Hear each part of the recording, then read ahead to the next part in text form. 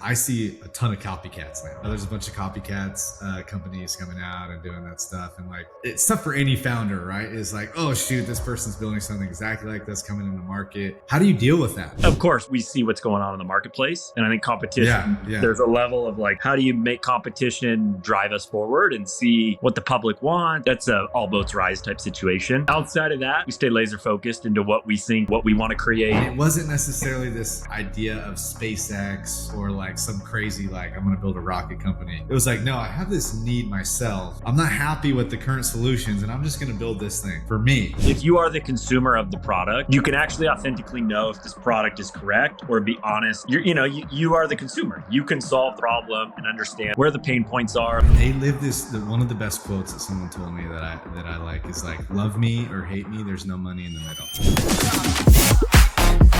Auburn. Well, man, I want to ask you, like, it's funny. I asked some friends, I was like, hey, what should I ask Ryan from Cold Plunge? And they're like, we want to know how he cold plunges. I'm like, all right, like, what's his routine doing the cold plunge, man? So first off, let's start with that. Like, tell us what you do as the cold plunge king.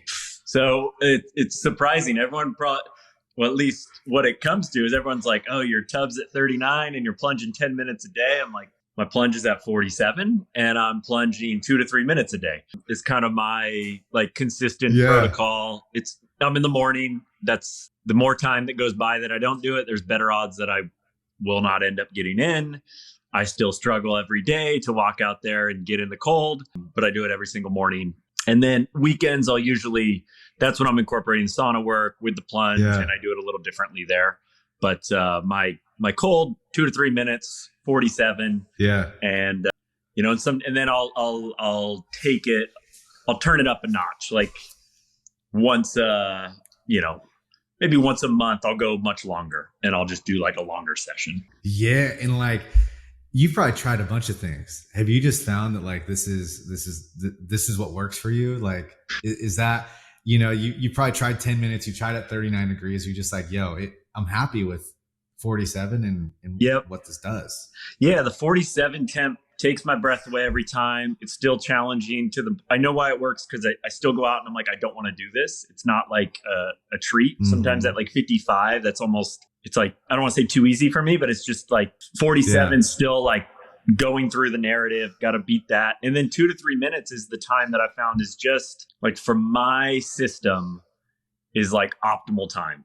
Like, it is. I go in, I go through the process. I know what, like, it's going to take about a minute of being a stressor in there. And then I'll feel the regulation of my system for another, and I get that for about a minute. And then I push through another 30 seconds where I'm just like really relaxed in there.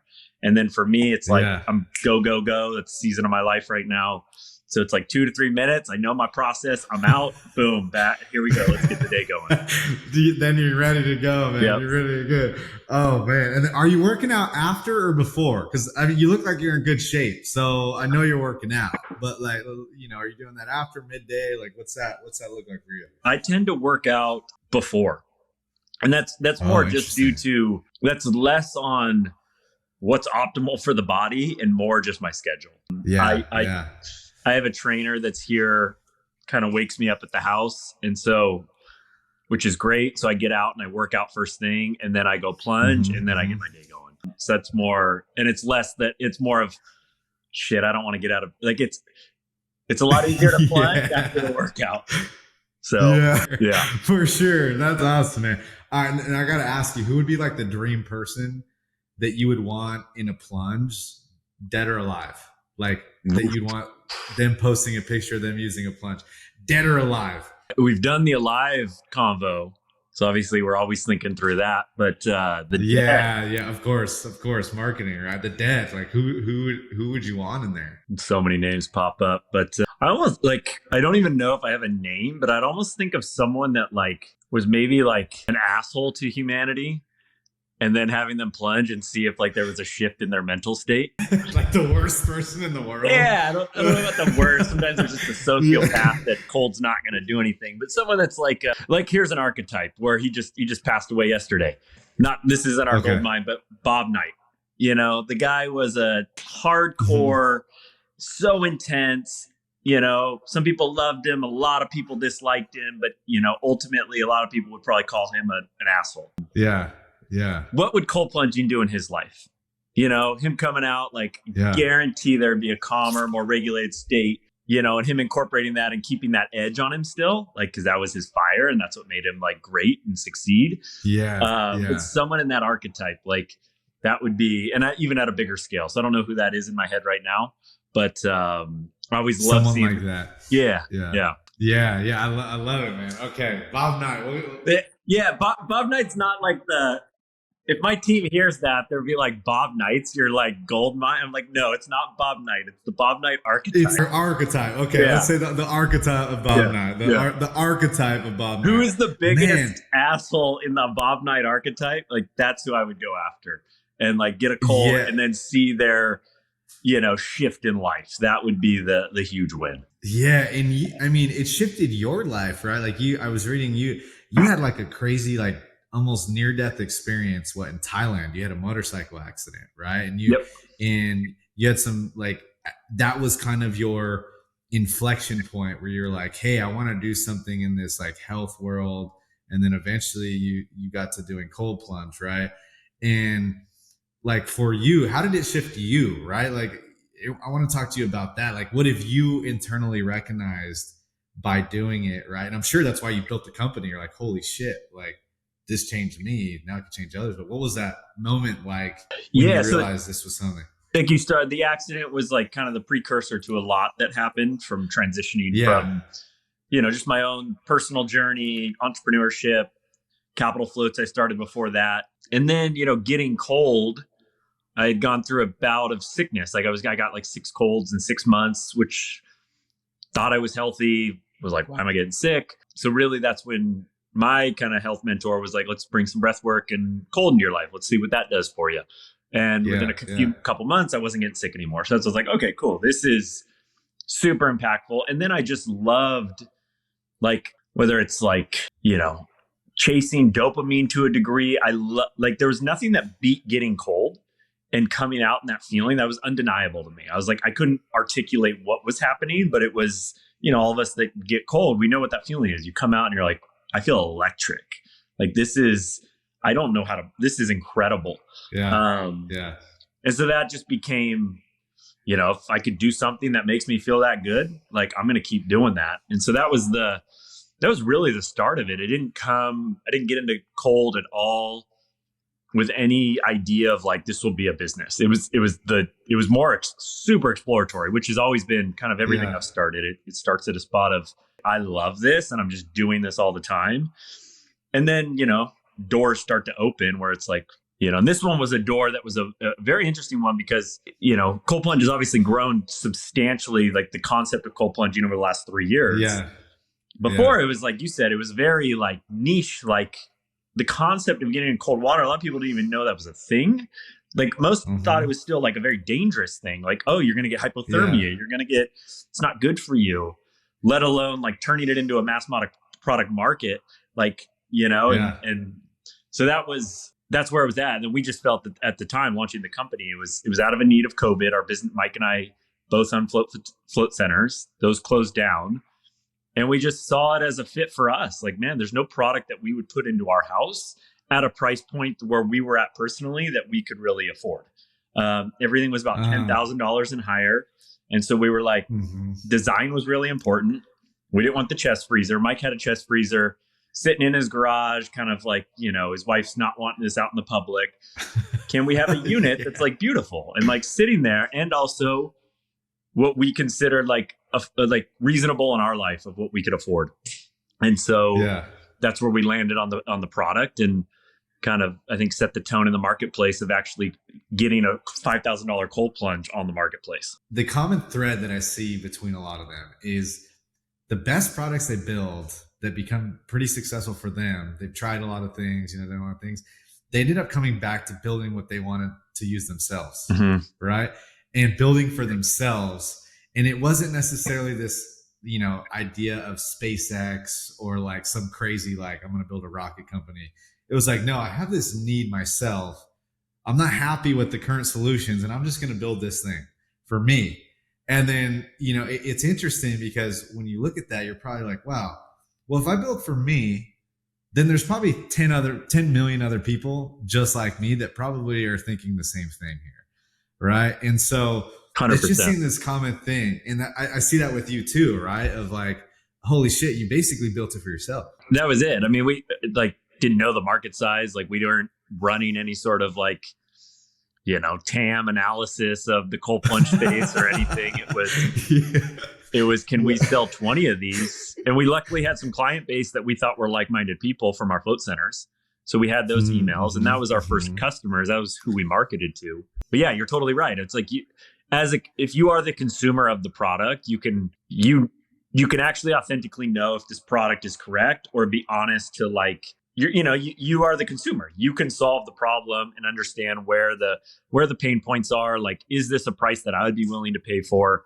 And then I think the consumer understands that authenticity. I think that has been a key thing for, you know, Mike and I have very intentionally put ourselves in front of this as a face of this company, because we live this life. Like, this is not we didn't catch a trend. You know, it wasn't a trend when we started. Like, if you look at where this started, like, it was kind of a wasteland. I mean, coldplunge.com went to this random sauna company. There was no one even using the term cold plunge back 3 years ago. It was a 10x difference of ice bath to cold plunge into like the vernacular. And we were like, in our network, people only use the term cold plunge in this very niche, like, you know, kind of high performance people, like, you know, looking to push the edge. Like, that's how it was termed. So we went in on that with the name of the company, obviously. But, you know, it was more of just like, we love this. Be cool if a few more people start doing this. It's changed our lives. Maybe it's going to change a few more. Wow. And that's crazy, right? Like, you start and you just use that email list. It was probably what you had, like 100 clients from your past, float places. We maybe had a couple hundred. Those lists were probably in the thousands, because those were more of like that was a service-based business. So they were coming in to just book a float, you know, as opposed to like a buying float tank. Yeah. So we had, I mean, I think we sold 15 through that list, and they were all Northern California based. So we could put it in the back of his van, drive it ourselves. We got to shake their hands and set it up for them. So we really we knew our first customers. Like, they met us. We drove to their house, whether it was in San Francisco or Sacramento, and, you know, connected with them. And the product, like, we built this in the garage, you know, it wasn't developed in some far lab with an engineering team. Yeah. So to be frank, like, there were some issues early on. But by being front and center with every customer and knowing like, hey, we're going to get this right. Like, no matter what, you take a jump with us, like, you're gonna come out good. I promise you that. And so we were able to kind of go, by doing that, we built a lot of trust with our customers. So we had a little runway into the issues that we faced early on, whether, you know, we were learning, shipping our first 3 units, didn't know that the pump connection was breaking in a van. It was fine. But when it was going on a FedEx truck, it broke every single time. So we had like half of our first pumps, or our first 10 that were on FedEx, that broke. And so that's a really shitty experience where the customer shows up and the pump's broken. Yeah. So, you know, we solved that. We took care of all that. So by being, you know, we took care of the early adopters. We take care of everyone, but that was a big win for us, to be front and center and knowing who was getting the plunge early on. So you sold these 15 plunges, and you're like, shit, like, things are breaking as anything breaks with releasing something initially, right? And, you know, early stuff. I do software, so shit breaks all the time, every day. You know, same thing. Hardware, it's even harder. I actually studied hardware engineering, electrical hardware engineering, and so. Kudos, because people have no idea how hard hardware is. And like, we're not talking hardware for you that's like a small little, you know, thing. We're talking like a massive unit with like a lot of electronics involved and water. And water and electronics just in general, as anyone here, if you haven't learned, they do not mix well. So for me, the product looks amazing.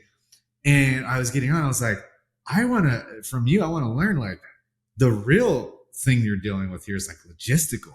Like, that's what it seems like a big problem for you was. And so going back to my question, you did 15 units and then you were like, okay, at that point where you're like, this is a thing, and now we have to figure out how to ship these to people across the country? Like what was your strategy there? Where did you go from there? Right. And we're talking through the cold start problem, really. You're like, okay, we did this. Like, what did it look like after those 15?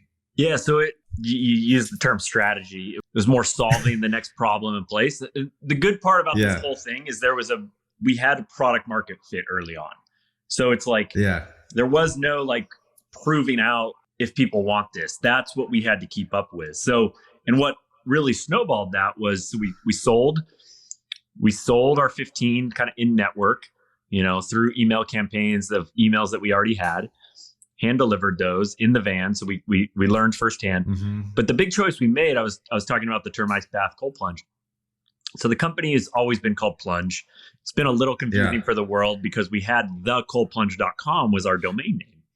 And but we bought that for $10. And we made a choice super early that is going to be the industry term. This will be the I cold plunge. I'm going to go cold plunge. Like that is it's the verb. That's how we speak about it. And we're going all in. And Google Trends was not showing that. It was a 10x difference of ice bath to cold plunge. And so we bought the coldplunge.com. Well, what happened was that accelerated super quick. And we first page ranked on Google within 4 weeks, a month. We were like, with no ad spend, nothing, like no blogs we were putting out. What? It was just on the search term. Because like I said, coldplunge.com was owned by a Sonic company that wasn't doing anything with it. There was no one really using the internet with that terminology outside of like chat, forums or things like that. There was no websites. Mm-hmm. And so that was our win. And so from there, the website looked good enough, something we created, had our Shopify store. And so it was good enough. So then at that point, people were calling us. I mean, we were in the garage getting phone calls from all over the country at this point of, hey, I've been looking for, last year, I didn't even know you guys existed, thinking we were way bigger than we were. Mm-hmm. And so that's when we started selling. And then the logistics one, this one was, I remember our first unit was, so I remember Mike was in his sauna at his house. Aubrey Marcus posts online saying in his chest freezer, showing him plunging in his chest freezer. Mike just makes a comment, hey, from the Plunge account, hey, if you ever need an upgrade, let us know. We'd love to upgrade you. And he just responds immediately, like, are you guys serious? Like, and goes into the DMs. And we're like, yeah, we got you. And he's like, cool, come out. Send one out and come out. And we're like, okay. And we never shipped a unit at this point. And so it's comical. Like, Mike and I service brick and mortar businesses, totally different. Membership base, you got brick and mortar. Nothing into logistics, nothing in. We're like, oh shit, we need to how do you ship a cold plunge? I don't know. Like, oh, this pallet's custom. I was going into like these random places in Sacramento chasing down people that businesses that aren't on the internet. You got to find, it's like referral based, and you show up to these worlds and they just build these, like, we had a very specific pallet. Like, cool, I need a pallet. Can I buy one? The people are like, no, you can't just buy one pallet. Like, I was like, I need one pallet, like ship that over. And then it's like a box. Like, how do we box this up? How do we protect this thing? And so literally it was like, we didn't even know how dimensions worked on that first one. Like, we bought the box was the right size, but it was literally how it fit on it was we ordered the wrong terminology. And so it showed up differently. Ultimately, we got it out there. It arrives at his house intact, thankfully, because like I said, we had that issue on our next few units. And his arrived. We met Aubrey, hung out with him for that afternoon, got him set up. And that was kind of the start of the process where that became the playbook of how do we go to people of influence that we felt aligned with and we felt comfortable. Like, if they talked about our product, they're a good spokesperson. And then we just built a relationship. And then it was asking them, like, hey, if there's anyone else you would ever want that you think would love this, like, let us know. We'd happy to connect with them. So then it turned into kind of like a friend network. Like, we were getting, at that point, then we end up at Andrew Huberman's house or Tony Hawk's or these things that kind of happen of just like kind of friends of friends of friends, and really like nurtured those relationships where, we did these like hand delivery tours. That was kind of the next step. Once that started to happen, once the network was building, we would rent the U-Haul and we would go put 4 units in the back of a U-Haul and drive from Sacramento to LA and show up at Nyjah Houston's house, or like I said, Tony Hawk, or Rich Roll, or all these places. And we would be there, and Rhonda Patrick, and be there and setting these units up at their house. And they would bring us in. We, number of them still great friends with, and kind of built our community very early on there from a place of, we entered that, which I think was a huge win for us early on, of more of like service. Like, we didn't have any contracts with these people of like, you have to do this for the unit. It was literally like, thank you. You've provided a ton in our life. All we ask is that you use it. And if you love it, I don't even care if you just tell your wife, just tell someone that you love it. And then it turned in, then we got like Rich Roll.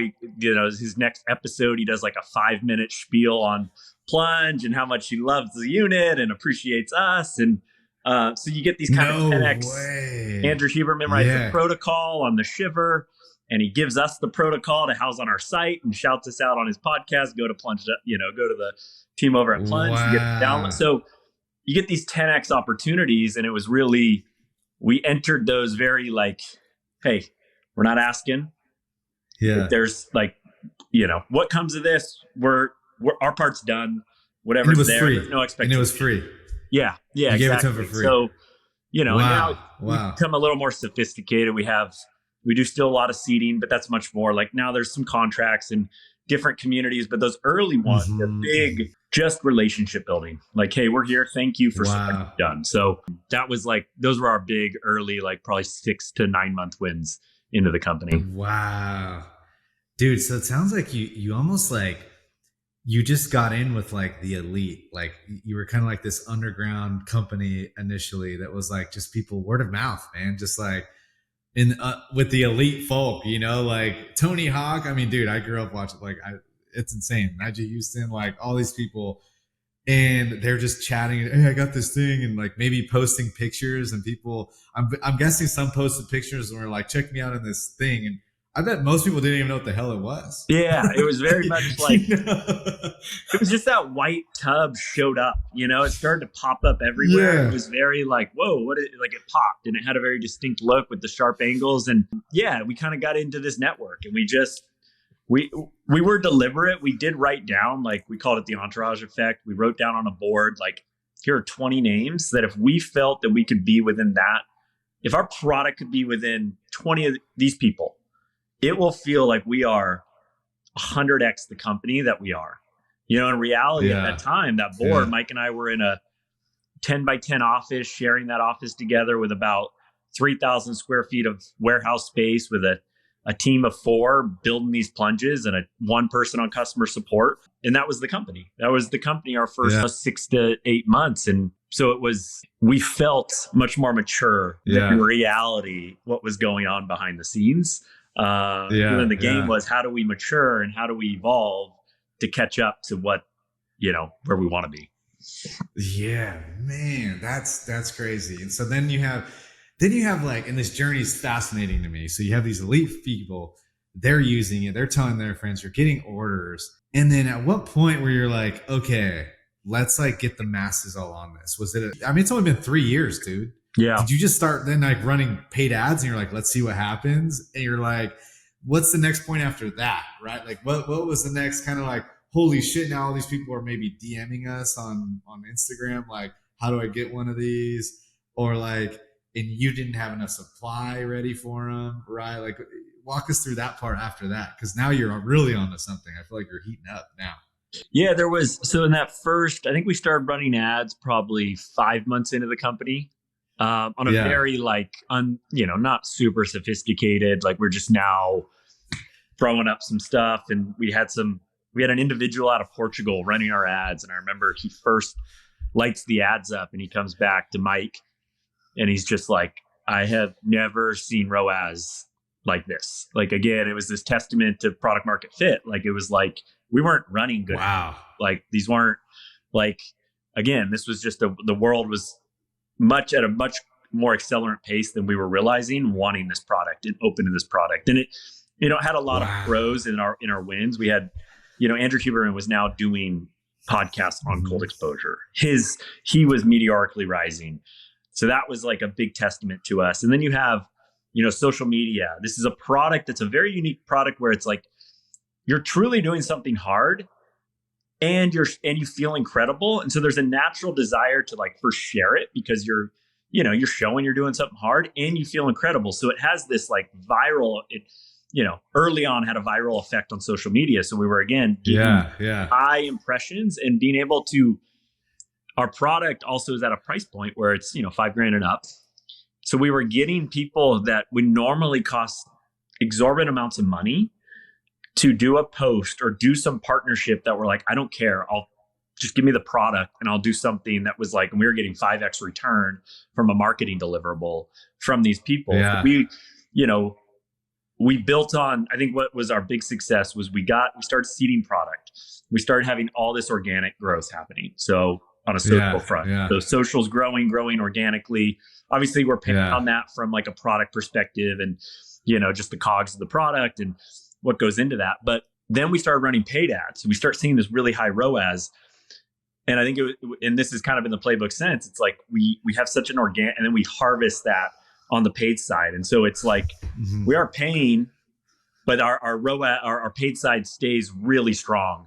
And so that's kind of been the playbook since then. And then, thinking through like that 12 months, it was like, okay, now we have to build more and more of these. Like, Mike and I have no manufacturing production background. So that was, we started off very like boutique-y into like the team of how they were building it. It was like, we had our builders, we'd hire, people. The job ads were basically like, are you good at plumbing? Are you good at electrical? Are you a handy person? Like, come in and interview. And so we were just like taking on these people that were more construction background and they could build and do stuff. And so, and we would just train them up. Okay, cool. This is how you build the tub. We, build it out, templates a little bit better. And then they would come in and it was very like each builder was building their own tub, which was fine in that moment to scale. But it's like every tub would be a little different. Yeah, every builder was a little bit. And so a big move we made was about 1 year in, we brought in we had been trying to find like a good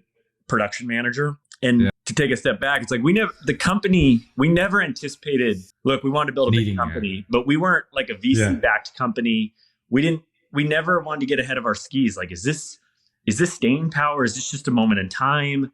Like, is this going to keep growing? So we were always behind in our hiring because we never, it was just our money. Like, we didn't have a ton of cash to go hire all these like elite people. And so I think we were always, something I look back on is like, we were always thinking a little too conservatively or a little too like hesitantly from our hires. Mm-hmm. We moved super quick, but our hiring was a little behind. So anyways, we finally got to a spot of like, okay, how do we go bring in like someone elite that runs like massive warehouses and, production teams. And so that was a big hire for us about a year in, about 12 months in or 13 months in, brought in a guy named Eric Clifford. And he basically took that off our hands. Like, he was like, I got the warehouse, I got the production down. And so now, he turned it into the assembly line.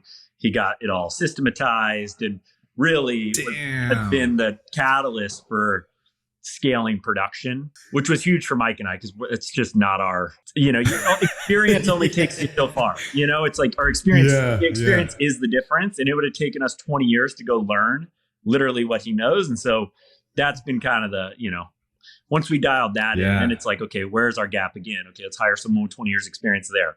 And so that's been the accelerant at this point of just bringing in super experienced people, that are. Was that scary at first? Was that scary?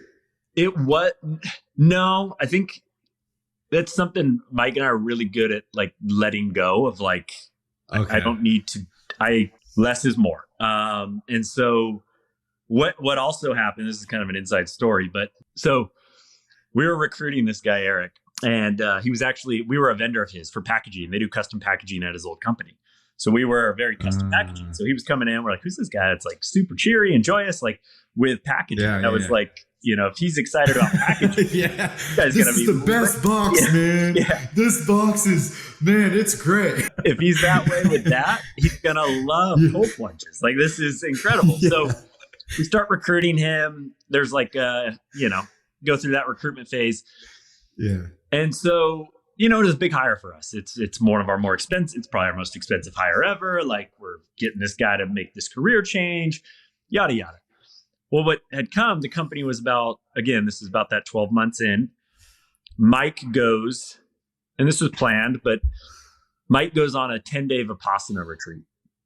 And so he tells me, like, with him and his wife, they were about to have their first child. So it was something he wanted to go do. And I was like, I got this. Cool. You go. And the company's still, I mean, this is, in my world, there's a lot of turbulence going on. But, support him. Cool. You go on your 10-day retreat. He goes fully off grid. Our customer service rep, who we had at the time, had given out his cell phone number as opposed to the business number. And so customers that were having issues were just blowing him up, as opposed to like, dude, they're calling you at all hours. And rightfully so. Some people are frustrated. They spent $5,000, the unit's having an issue, yada, yada. Yeah. He ends up like walks off the job, just leaves,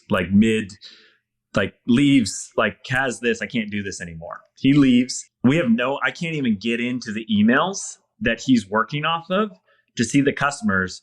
We're running out of cash. I remember seeing our bank account go, this is October, so it's pre-Black Friday. We're buying inventory. Bank account's going down to, I'm watching it just get down to like, shit, we're going to run out of money. Mike's in at the Vipassana retreat. We always knew that we could get a Shopify loan. That was like our plan. Like, hey, that you could press a button and they can give you a loan within like hours. I wasn't an admin on the setup, so I couldn't get in to get the loan. So our customer service rep leaves. I'm sitting there like, no one's even talking to our customers for this like 24-hour window, 48-hour window. The company's running out of money. Mike's sitting there meditating, and I'm sitting. This was like and so why I bring all this up? You asked if it was scary, and I was like, all we need is more talent. Like we need to get better people on the team because I can't carry this consistently. So it was actually the most no-brainer hire. Like he came in at a time where he had a ton of leverage, actually, where it was like, you need me. And yes, we do need you because someone still has to manage this whole team of people building these tubs. So long story short, it all worked out. It turned into a positive. One of my good friends, who's now our head of business development, I called him that day when the customer service rep left. They said, hey, can you come down to Plunge? He thought I was asking him to come down to Cold Plunge. Yeah. He comes down. I was like, no, I need you just to answer phone calls. Like, just take phone calls. Like, can you get on? And that was his first day. And then we hired him on. Now he's like rose with the company. But that was like, at that time, it was a very clear hire of like, we need to get more talented people in. So that is crazy. The funniest part is Mike's over there meditating and you're over here like, what? And not that Mike knew this was going to happen at all, right? Not like at Mike all, probably thought it was all good. He was like, oh, shit's going well, whatever. I was like, oh, no clue, dude. No clue. Oh man, I'm sure Mike came back and was like, dude, I owe you like 100 beers or I don't know. He was fine. Yeah. I mean, I remember how did that you phone react call when he got back? Were you like, dude, like, yeah, how did you? I remember the phone call. It was just like, so, I think it was just very how things going. I was just like, it's been hard. I don't know how else to tell you. And he got it quick, and ultimately it was one of those things. It's like how it is. Like you go through these hard times, and it becomes these testaments to the story, and like a key something I think I had to go through personally. One of my like kind of always fears had been like, the team's just going to leave me. Like we're building this company. And actually that's what happened. Mm-hmm. One of our team members just walked off, and that was like my core fear. And I, thankfully went through it, and everything survived and you get through it and you keep moving forward. And so I look back, we laugh at it now, and also builds that resilience, and it's a good story. Those are the ones where you're like, shit, this sucks now, but it's going to be a great story, like in a couple of years of totally. This whole thing coming through. Like, man, that is just wild. So Mike's probably like, no more 10-day retreat until we do something with whatever's next for Cold Plunge. So what is next, man? You guys built, I saw a sauna coming, right? Yep. You guys built a sauna. You got the new Plunge, the better design, sexier, Ultimate Plunge Plus, right? And I'm saying the name, I know it's different, but what like where are you guys trying to go with this, man? Are you guys trying to like build a public company? Are you guys just trying to like, where do you want to go? Yeah, I think we got the sauna coming out. That was like a natural shift for us. It really came from our customers asking for it. It was very early on. we're getting asked all the time, hey, are you ever going to build one, or who do you recommend? And then we surveyed them, and it was like 40% were in the market now. And so we're like, cool. So it took us about 2 years to get that design production in place. And so we just now are shipping out our early pre-orders. So that's a big focus within the company. Really excited about that product.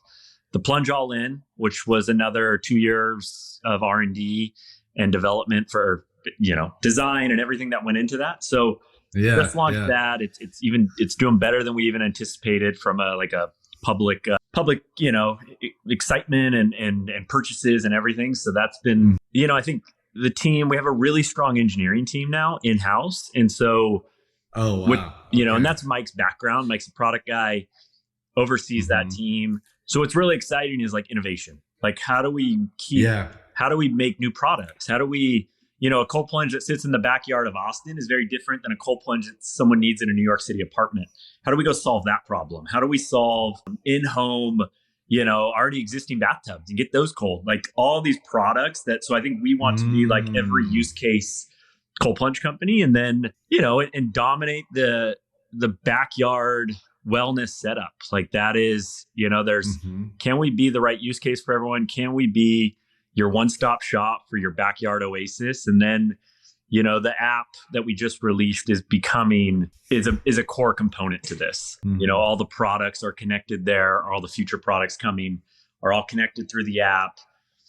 A lot of exciting stuff that we can do from, where like right now the app's great for tracking your sessions and kind of seeing, what your streaks are and kind of understanding that. But then there's a depth that we can really go of making this plunge almost connect with you and kind of where your body's at that day. What should you be plunging at? What temperature should you be at? Oh, you shouldn't be going as long today. Your recovery score is low. Like, how do we really incorporate this, to get the plunge even more smart? And that comes with also more science research, understanding what the optimal range is with the cold. So we just want to be at the forefront of that and really, make this a more understood modality across the board. And have you guys taken any funding? Not yet. Or no? Not yet. No. Wow. So you're bootstrapped per se. Like you're completely like bootstrapped. Like that's crazy. No funding, managing all that. That in itself is crazy. Well, a lot of people would think it's crazy. Especially for hardware stuff, man, because that stuff is not cheap, right? Like building this hardware, I'm sure it costs you a couple grand per unit. Right. And like your margins, and obviously you're always trying to get those margins down. Yeah.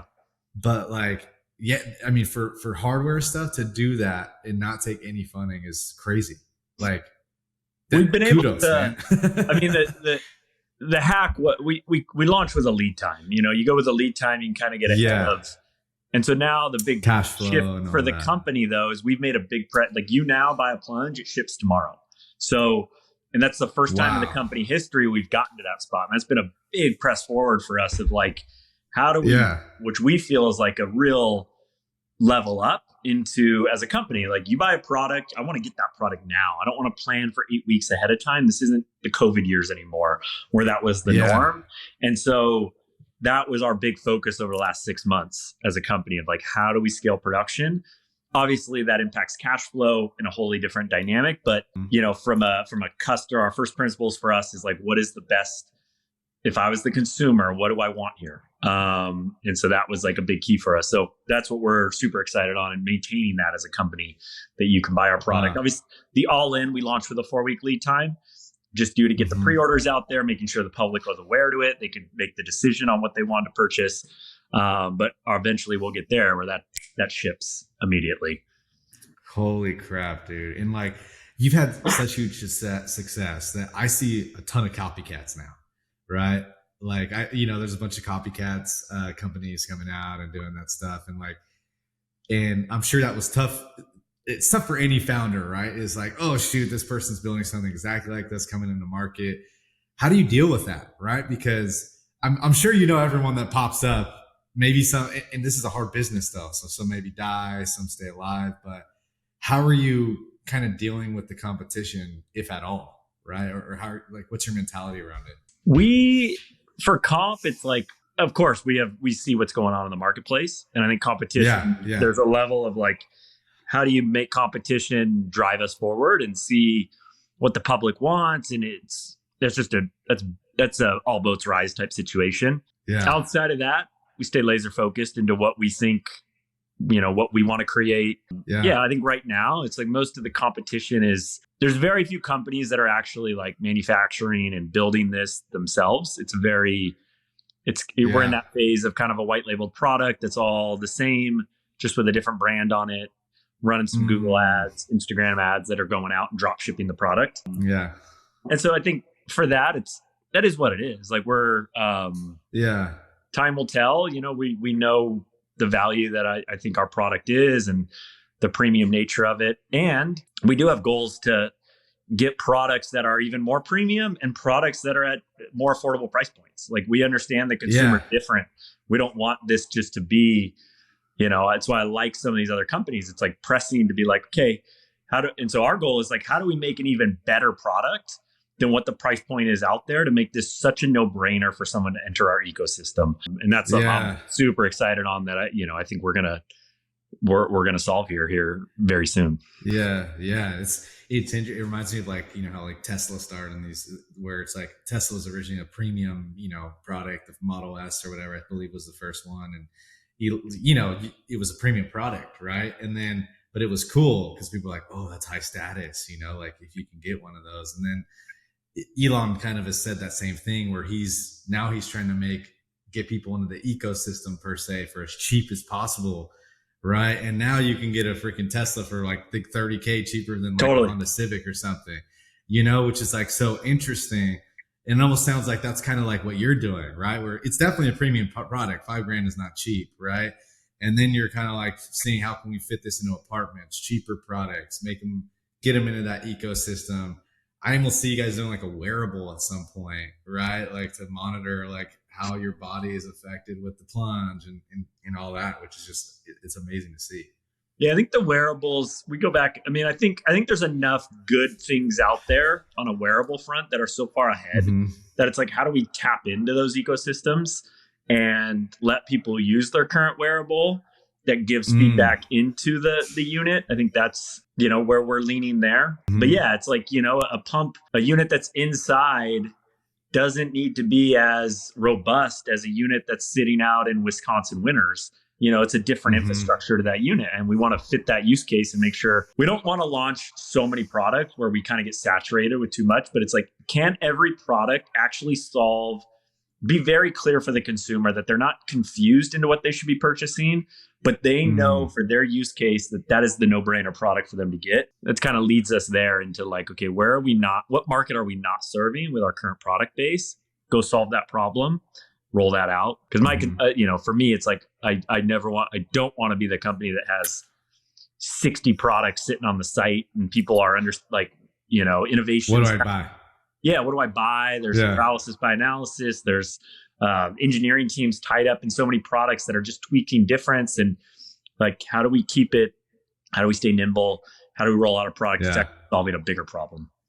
Yeah, like I pretty much know all the products you guys have, right? Which is like just from the ads and stuff. I'm like, they are very like, they have the high class, the new cold plunge, they have the sauna, and then they have the first cold plunge they launched, right? So it keeps it it's almost like that Apple model, which is changing, or even athletic greens, right? I see athletic greens. They were like, oh, let's make this green pack or this green whatever, and then people want it while they travel. Let's make the travel pack. Totally. But dude, they still only sell like 3 products, one's soup. I mean, for a company that's grown that big, it's, I think the temptation's always like, let's get new product categories. And they have stayed focused into like, we are this and we don't do anything, outside of that. And let's just make it. Actually had a call with their founder and that was his thing, was like, all I'm concerned on is improving this product.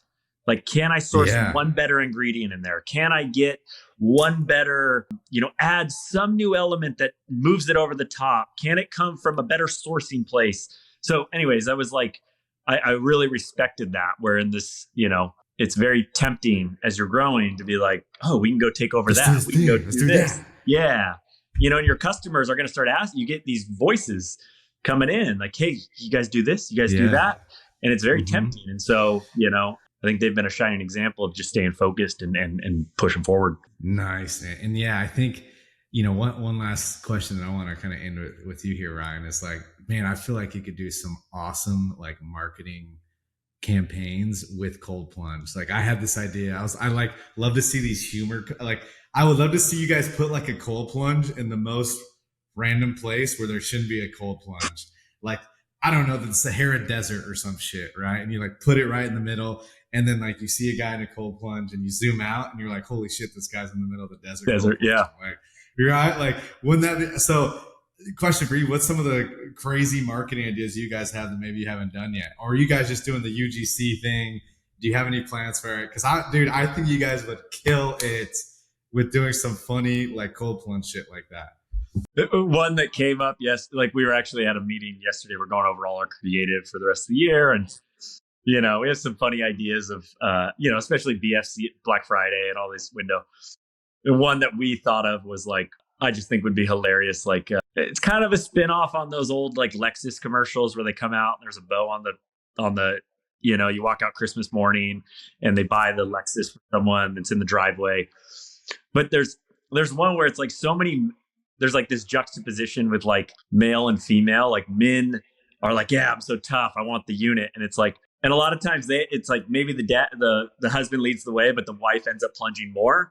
But they're doing this like opposite where the wife really wants it, but she buys it for her husband, where she's buying it for herself.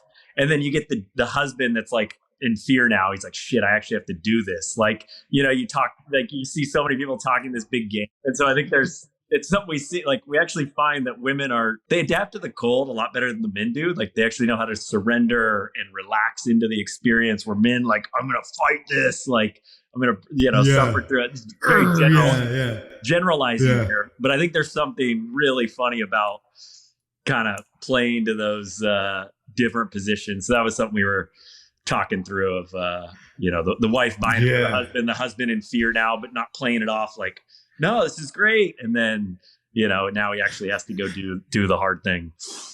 Oh, dude, yeah. This reminds me of, I'm sure Liquid Death, right? Because they're D2C. I mean, they're amazing. Like they're. I think he has a whole. I'm trying to get him on the pod too. He has this whole. I think he has a whole creative team. Probably like you have a pretty good creative team now, but he has like humor writers and all that. They're massive. They're on a whole. They're planning out a year in advance. Anything that they're doing is at least 12, 18 months away. Which is just crazy, and it's all fire. And I was listening to this interview. I think Mike Cesario is his name, the CEO founder. And I was listening to an interview, and they were talking a little bit about his process. And he goes, honestly, we used to be a quantity play, right? We used to try and do as much content as we could and all that. But now we're quality. We've kind of switched our mindset, and we actually listen to the comments a lot of what our customers are saying from previous videos. And a lot of their ideas come from that. Like, oh, it was so funny. I gave it to my kid and he thought it was a beer, right? And then you see them make videos around that kind of concept, and you're like, oh my God, that is like, I see it, right? Because I've seen comments like that. And they kind of just take their customer comments. They get a lot of likes, which is interesting. And they kind of repurpose it. It's smart, right? And it's like, because if people have already liked it, they validated that idea would be funny per se, which I was like, oh my God, that's genius. And I think they're like, working smart. They do such a good job of like, they're so clear on their DNA. Like, Liquid Death is Liquid Death. And it's like, it, like their brand is so clear. And they're all in on it. Yeah. I think that is like their legacy, in years to come. That's the case study on them, is like, we are this and we are not this. And there's nothing in between. You love us or you hate us. And we are good with any of it. Like, dude, and they live this. One of the best quotes that someone told me that I like is like, love me or hate me, there's no money in the middle. Totally. And I'm like, that's them. That's them, dude. They're like, I don't care. Like your haters are almost the loudest too. They like get them customers. Totally. They probably realize that, which is crazy. Ryan, it's been a pleasure, man. Thank you for hopping on, dude. We'll get this out. The story was amazing. Just hearing all this, I think people will really like this, man. Thanks. So it's amazing. Thanks, brother. Yeah. All right, brother. Enjoy the day. Peace. Later, man. Bye.